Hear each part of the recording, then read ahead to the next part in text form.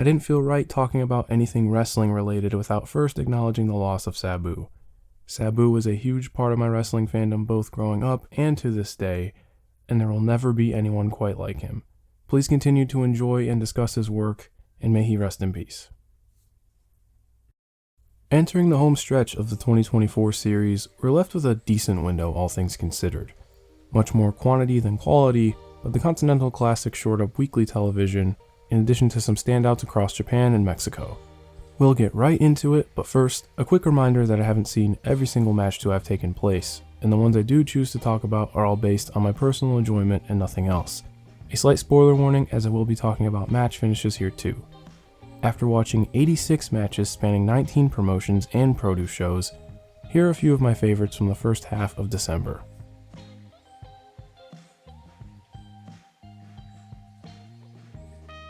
Despite the fact that it took me till damn near the end of this series to spell Sagrada's name correctly, we begin with another entry in one of the most intense feuds of the year.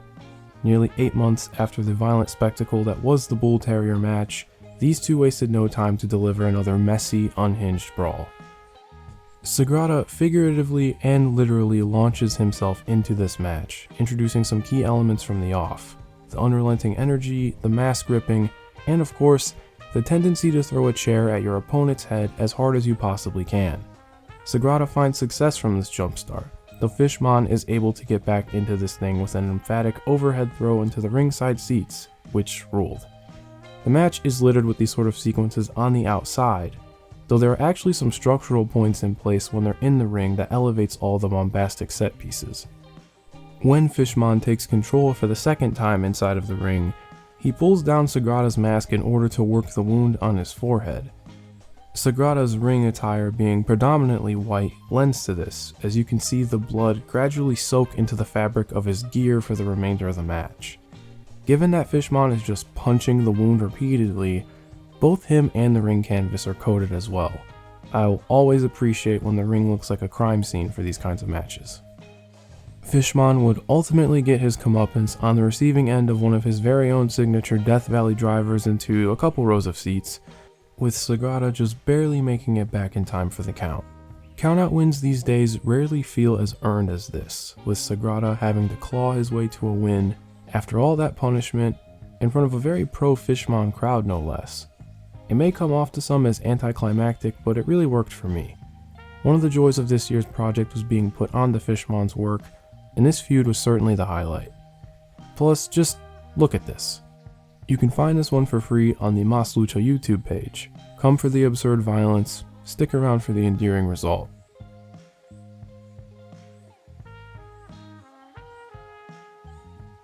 After the Marigold World Champion laid waste to Nao Ishikawa in November, it was time for Nanae Takahashi to get her reign check, looking to avenge her pupil in the process. The champion enters as confident as ever, proclaiming she will beat Nanae without the use of her signature modified Uranage. I think they did a good job of keeping consistent to this feud with how the match opens. No lockups off the bat, they start slugging immediately. It's Sareee who first tries to slow things down and establish control, but Nanae quickly dumps her on her neck for her troubles. It is Nanae that finds success in going to ground, finally able to slow down the champion, and I really liked what they did with this sequence. With Saree's legs tied up, she has to scratch and claw her way out, even biting Nanae's wrist to let up any additional pressure. The challenger is having none of this, returning the favor by literally biting back and making Sareee earn that rope break. If you look at the successes Sareee has in these early exchanges, you can see the match actually mirroring that of Nanae's Passion Injection series, albeit with her opponent not positioned as the clear underdog. Sareee cannot out-wrestle her opponent, she has to lean into her more violent tendencies to gain ground, which is apparent when she's back to her feet. You can see this in the more outrageous moments in the match too. Take for instance the latest edition of their slap fight, now taking place inside the ring. When Nanae is done with it, she boots Sareee in the face and demands an answer, which she receives emphatically. That pattern continues later into the match, though Nanae takes her best shot when a window opens to resume her targeting of Saree's leg. Every submission sequence from here on out feels like it could realistically end the match, and as Sareee scrapes her way out of these, her demeanor begins to shift. She promised to not use the Uranage, yet you can see her in the clutch for it a few times. She never pulls it off, but going back on her word is not exactly a statement of confidence from the champion. It's a side of her we haven't seen much within this run, and it ramps up the drama in the late stages. With Takahashi's retirement looming, this is likely her last chance at winning a world championship, and that is not lost on anyone in this final stretch. Saree's hand is forced, unloading her entire arsenal to put this away, though it takes maybe the most direct approach to get her to the finish line. It was a sleeper hold on the apron that swung things in her favor earlier, and here she does it once more with conviction, bringing her opponent to ground one final time. Nanae demanded an answer, and by God did she get one here.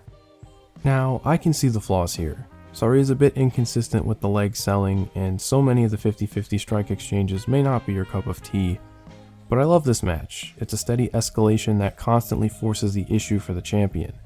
While Nanae has spent the later stages of her career bringing out the passion in so many, for Sareee, it's a matter of drawing out her survival instincts to claim the decisive victory.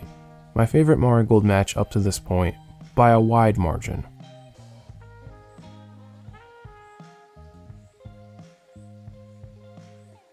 On the December 13th Arena Mexico show, we got what you could consider an epilogue to the BCC CMLL feud. Claudio Castagnoli returned to Mexico City for a singles main event against the Alchemist of the Ring, Hechicero.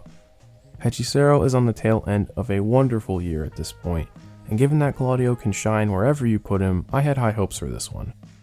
This gets right to the good stuff with the intuitive grappling and hard strikes you'd expect, but a very important factor comes into play soon after. Claudio makes the absolute most of his environment, mainly how he plays off of the audience.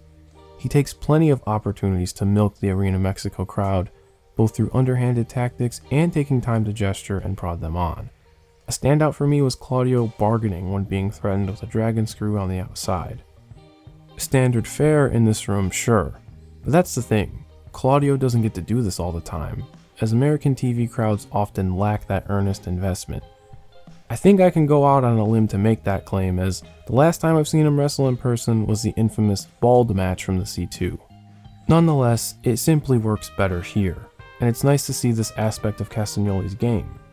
That heat in the control segment naturally lays the foundation for when Hechicero comes storming back, be it through acrobatics or those sudden adjustments on the mat to counter various submission attempts. Those moving parts on the mat are very engaging and glue together the exchanges of strikes or higher impact moves. Out of the resumed mat work, Claudio has a clear target in Hechicero's left knee, and sticks to it accordingly. I love the rendition of the giant swing, where here it's all bearing down on the one leg. It's a really cool visual to say the least. After a flurry of counters, the damage to Hechicero's knee rears its head, as a blow to it in the corner gives Claudio the opening to win with the neutralizer, which are few and far between these days. Despite knowing the result heading into this, I didn't know the finish, and that caught me by surprise. This may not have hit the ceiling that you might think these two are capable of reaching, but I still thought this was pretty damn good.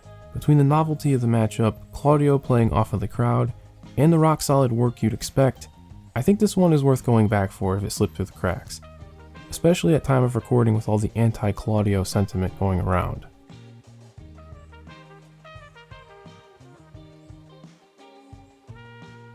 There's plenty of choices for the C2 I could have went with for this video. Matches like Claudio vs Brody King, Garcia vs Briscoe, and Darby vs Commander all varied between very good and even great, but I thought I'd do a quick exercise by looking at the Blue League match between Mark Briscoe and Kyle Fletcher. While this is not their first meeting, it is the first in this particular series after Fletcher began his personal overhaul. I felt there's been a dissonance between what Fletcher has been built up to be compared to what we've seen into the ring up to this point, and keep in mind I'm talking 5-6 months ago. I think he's taken big strides since. It's been hard for him to truly realize the type of heel he's been presented as, while remaining in, say, Will Ospreay's orbit. That isn't a dig either, rather just a clash of ideals with the type of match those two will seemingly always have. Mark Briscoe, on the other hand, is well suited to draw out those tendencies in Fletcher, between his experience and just being one of the most likable wrestlers going. His heavy-handedness also pairs nicely with Fletcher's explosive offense and tournament wrestling in general. You can see this new side of Fletcher present at the opening bell. For the heel persona to truly connect, there needs to be a level of vulnerability, and Fletcher wastes no time to establish this. There's an acknowledgement of anything going against him, being pro-Briscoe chants or the mention of his rival, to the point where he leaves the ring to give it back to the audience. He's not afraid to appear as gotten to, and I wish more heels on television would do the same. Despite the tidal wave of momentum on Fletcher's side thus far, his inexperience in this tournament setting does rear its head. He hits that sickening brainbuster onto the barricade, leaving Mark in a real bad position in the audience, but Fletcher doesn't even think about taking the countout. He takes that precious time to prop up a chair to sling himself over the barricade. It's the opposite of what a calculated heel would do. Letting those emotions boil over gives Briscoe all he needs to return the favor with his own offense involving the barricade, and eventually both find themselves at square one. It does settle into an incredibly back and forth tournament match from here, but I think it could do a whole lot worse. Briscoe is endearing as ever, and they both hit hard. You also get some threads that'll carry into their later bouts, like Fletcher's underhanded escapes of the cutthroat driver. Ultimately, I think this one is a bit long for what it is, and can be excessive with the near falls and some of the facials on Fletcher's end. The runtime may just be an indictment on this year's tournament in general, as it felt like a lot of matches I've went back for flirted with a 20-minute time limit. I still enjoyed this though. I wouldn't have given it the time if I didn't, after all. I think time has been kind to this match, as you can see the glimpses of Fletcher's development, and as we know now, these two would only improve on this foundation in the months to come. And before I go, here are some honorable mentions. Go Shiozaki and Mohamed Yone versus Kazuyuki Fujita and Atsushi Kotoge from Noah December 1st. The latest in a long line of matches featuring old dudes hitting each other, which will almost always get an endorsement from me. Jay White versus Pac from AEW December 4th. I get the issues with the finish, but I like the whole lot of this otherwise. Could just be the Jay truther in me. Bianca Belair versus Piper Niven from WWE December 6th. A reminder of how awesome Bianca is in singles matches. I think it's time to belt her up again. Mika Iwata and Sareee versus Team 200 kg from Sentai Girls December 8th. Another case where having these names in the middle of your show is an embarrassment of riches, a breeze of 12 minutes. Hechicero versus Lio Rush from New Japan December 15th. A real cool match pitting two wrestlers with well-defined styles against each other, finding some great chemistry within that common ground. And last but not least, Mercedes Moné versus Hazuki, also from New Japan December 15th. I didn't think this was all it was hyped up to be, but I still found enough to enjoy here. Just too many Bushiroad pitfalls to place this atop of Mercedes' catalog this year. And that is it from me. If you got this far into the video, thank you so much for your time and for hearing what I had to say. Be sure to do all the obligatory YouTube stuff by liking and subscribing, find me on socials at OuterStevon, and check out The Underhook Show on your preferred platform for discussion on weekly current television. I'll talk to you again next time for the final chronological edition of Matches Worth Watching for 2024.